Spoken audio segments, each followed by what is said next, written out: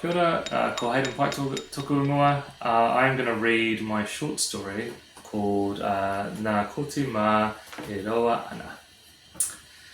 He mea mau tonu aku tiripo I au I muri tonu mai I taku hi koe haere anō.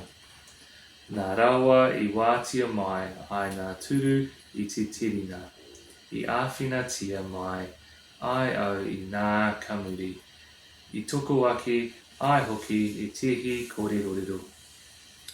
Ka mini rawa kia au kia rawa I te tari rongoa oho rere o Anglesey.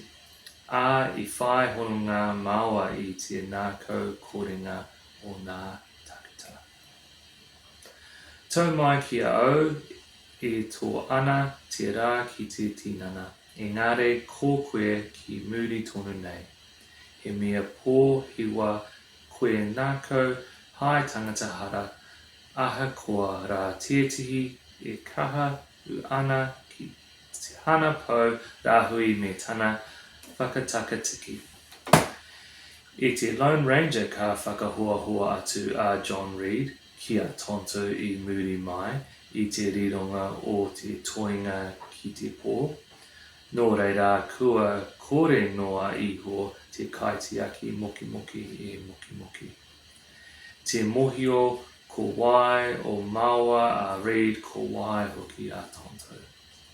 He taki hia tanga ki te hunuku tahi ki tietihi wharetina I te taki aroha engare I pai tonu.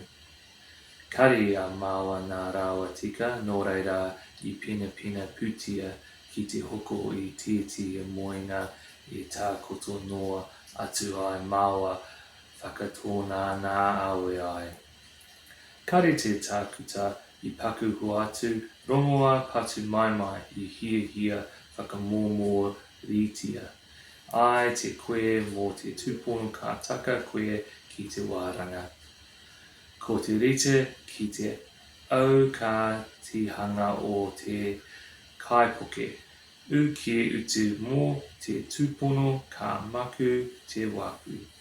Te mohio au mena I te kata koe mina rānei I te tangi.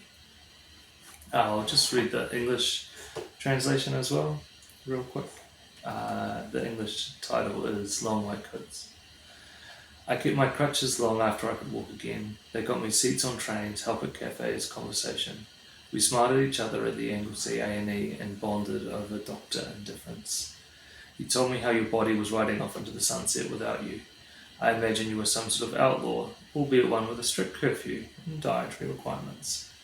In The Lone Ranger, John Reid partners with Tonto after everyone else is killed. From then on, the Lone Ranger isn't alone at all. I don't know which one of us was Reid and which was Tonto.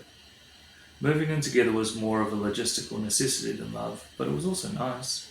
We had none of the right furniture, so saved up for a bed we could spend all day in. The doctor wouldn't prescribe you the painkillers you desperately needed in case you became addicted. It was like not letting a ship dock in case the jetty got wet. I couldn't tell if you were laughing or crying. Thanks.